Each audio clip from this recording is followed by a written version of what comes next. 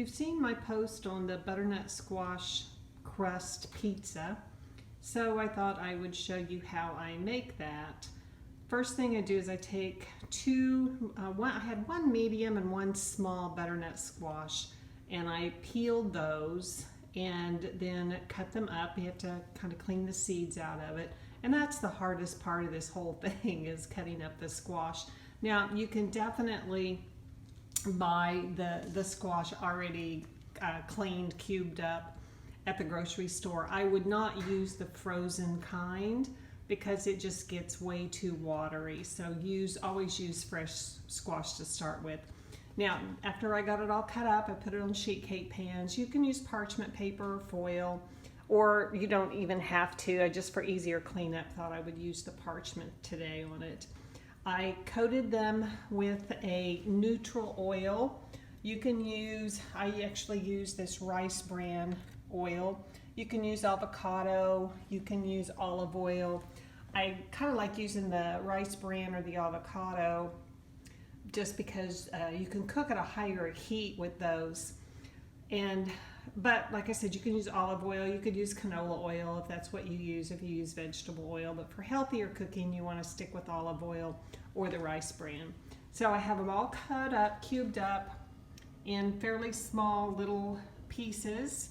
And then I coated them with the Lazy Chef Everyday Seasoning Blend that I have made up, which is comparable to the Borsari that you can buy at Whole Foods. Now I'm going to put them in the oven at 375 for about 30 minutes, and we'll check them and make sure they're soft.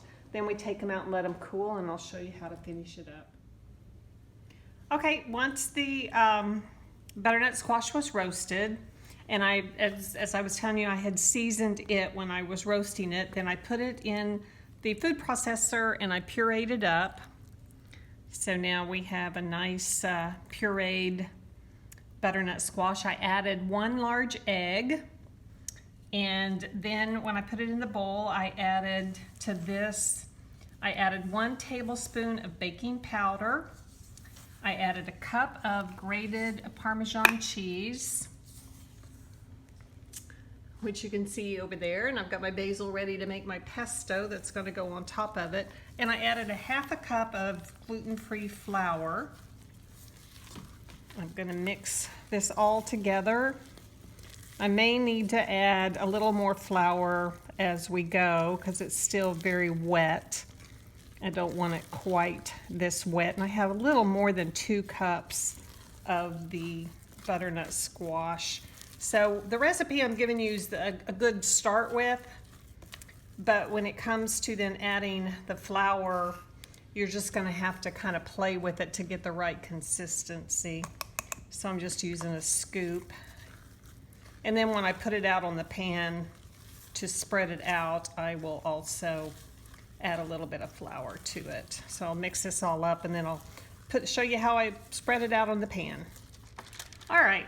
So I dumped it out, I put some parchment paper on my cookie sheet, and I ended up adding about another 1/2 cup of flour before I did this, because I have a little bit more of the butternut squash than a cup or 2. So like I said, you're just gonna kind of have to play with it and feel it. But I put some flour down on the parchment. I'm going to put some more in here. So I'm probably going to end up overall with about 1.5 cups of the flour. And you see, I'm just going to kind of work it around. So I'm just kind of kneading it around. And if you just use 1 squash, it'll probably be plenty. And especially if you're just making it for like 1 or 2 people. So I'm going to add more on here because it's still just a little sticky. You see, I'm just kind of working it around. You're just basically kneading it around. Now you can see what I mean. It's kind of to feel, because you don't want it real wet and you don't want it real dry. This kind of gives you an idea of the texture on it, if you can see this. All right, clean my hands a little bit here, and then we're just gonna start pushing it out. And we're gonna press it out, and you want kind of the whatever thickness. I'm gonna put some flour on the top just so it doesn't stick to my hand as bad. I'm just gonna push it out. You can do a rectangle, you can do an oblong, you can do a circle. Whatever shape you wanna do is completely up to you. I just wanna kind of get it out to probably about at least maybe it's gonna take a little working here to smush it out. See if I can get it, try to get it even. My sous chef and cameraman's gonna add just a little more flour for me as I work this around. I wanna kind of get it out to, you know, maybe a 1/2 inch, 1/4 inch. Quarter inch thickness.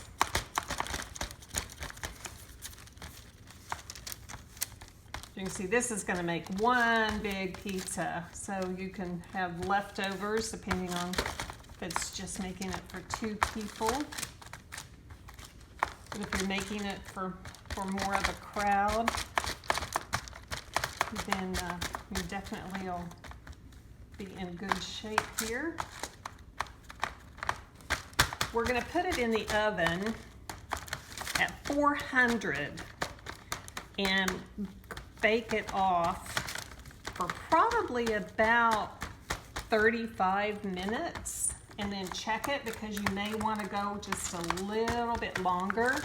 We're just wanting it to be lightly browned. But again, depending on your thickness.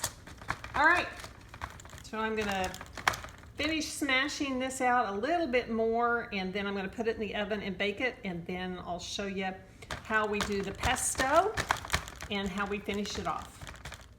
All right, I want to toast some pine nuts. We're going to use about 1/3 cup of the pine nuts in the pesto, and I'm just toasting these. I just buy like a raw pine nut, and this is what it looks like before we toast it.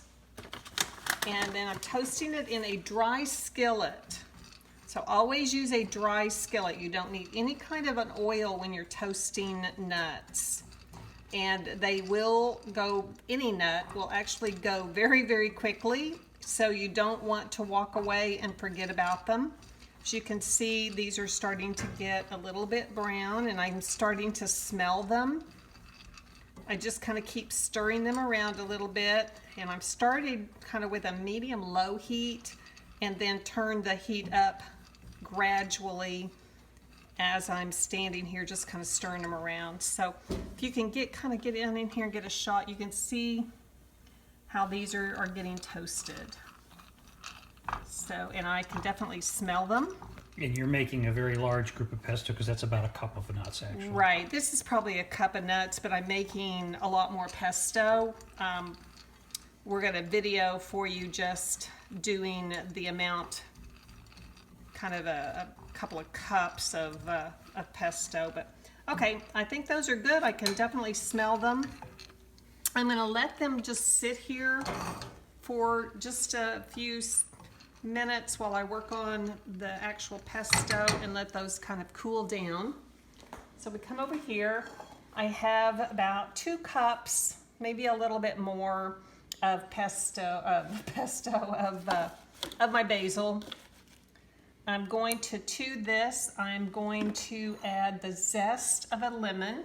I have my little Pampered Chef. I love this zester, my Pampered Chef zester. And so I'm just going to zest the lemon here into a bowl. You could do it on a paper towel, on a cutting board. You could do it over the actual bowl of the food processor too, but kind of tends to get a little bit messy. And I'm probably going to add just a little bit of the lemon juice to it as well. Just depends on how it tastes. Again, you know, things like pesto are very easy and they're very forgiving. You can see I've got That's not a dirty fingernail. I've got the pesto when I went out, or the basil when I went out to pick it. Was pulling some of the flowers off of it. Kind of gets under my fingernail there. Okay, so we're going to add the zest of the lemon. And if you want it a little more lemony, you can always add more. So you can see here I've got it in the bowl. I'm just going to add this in. We're going to be whirring this all up here so that I can get the pesto all grated up. Now, when you're doing this and you're doing pesto, you can do all basil. You could do some basil, some oregano. You could also add oregano to it. You could add arugula. You could do it with spinach. And I'm just adding a little bit of pepper in there, and I'm going to add maybe about a half a teaspoon of salt. I've got some garlic cloves, depending on how much you're going to do. If you're just doing a couple of cups of this, and just use 2 large cloves, and I smashed them. And this is actually 3 cloves. Adding that in, and I'm going to put just a touch of olive oil to begin with. You might want to start when you're doing this with like 1/3 of a cup, and then you may have to add some more. Let me find the lid to my, here it is, lid to my food processor. Now, my food processor is getting old. My blades are not the best. So your food processor may puree everything up a little bit finer than what I'm going to end up with. But I'm going to turn this on, and it's going to make a lot of noise.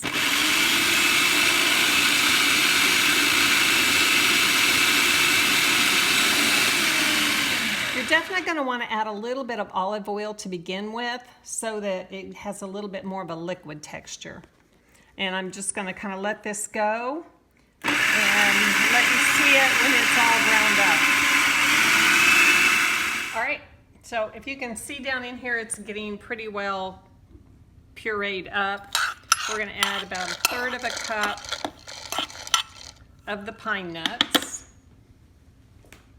And I'm going to add about a 1/2 cup, which is pretty close to just a handful of grated Parmesan cheese, and I'm using a vegan cheese. But you definitely do not have to use the vegan cheese. Put the lid back on, and we're going to whir it up again.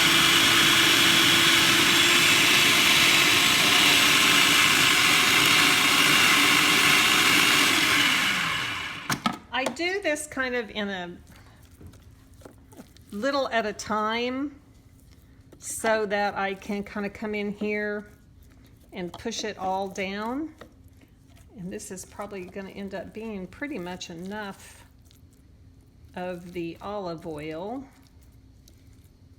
But I'll post the exact recipe along with this too. But let's let this go a little bit longer, and then I'll show you the finished product.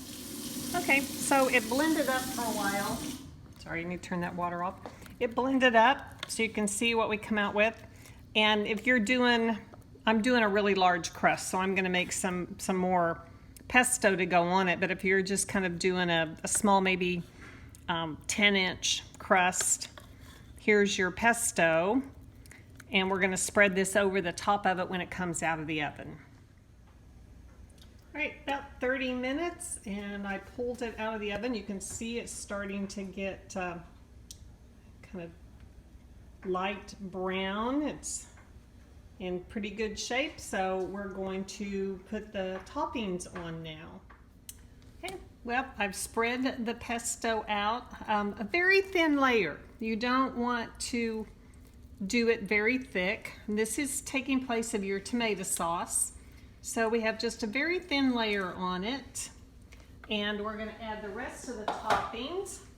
And it happens to be whatever you want to add. There's no right or wrong way to do this. In fact, you can use a jarred pesto if you'd like. But pesto is so easy to make, and it's so much better if you make your own. It's cheaper, to make your own. But anyway, have the pesto on there. We're going to add some mushrooms to ours. So we just sauteed these mushrooms up.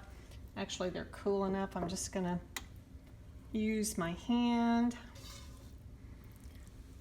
Gonna have to not be afraid to get messy, because I think the best way to spread toppings on a pizza is with your hands. Now, if you have people that don't like mushrooms, they don't like olives, which I'm going to use some olives, you can always do half, one side with one thing and one side with another.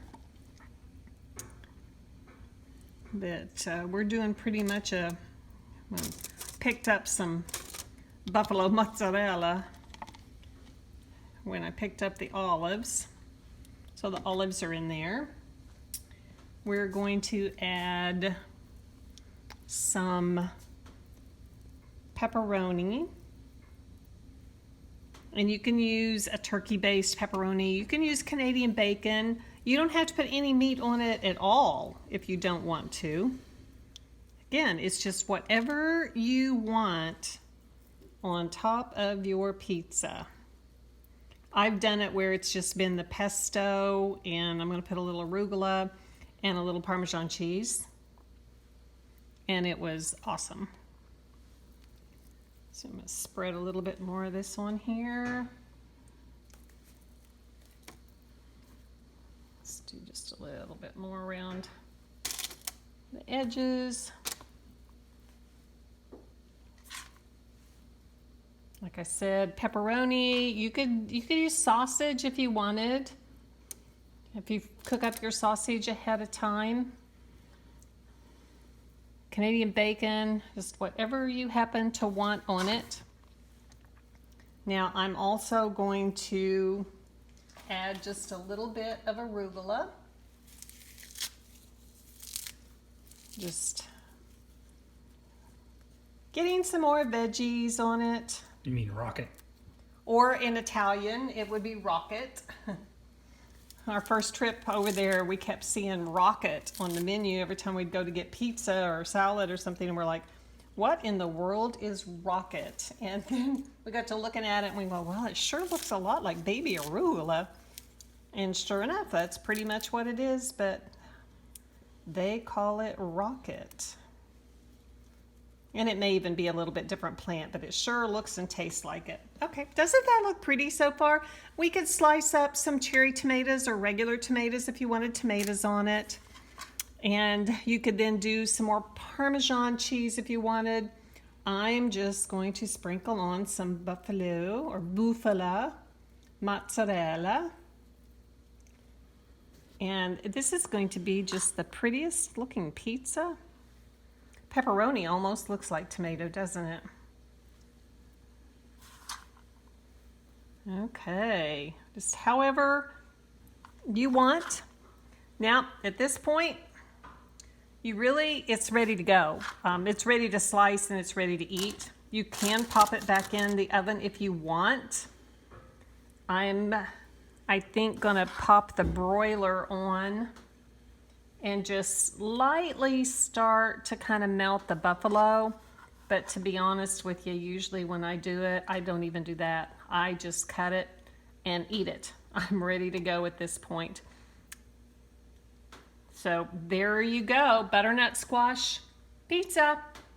So I hope you'll give it a try. Let me know if you try it. The video will be posted on my YouTube channel. So I hope you'll go look out at all the recipes that are there and you'll subscribe to it. And bon appetito.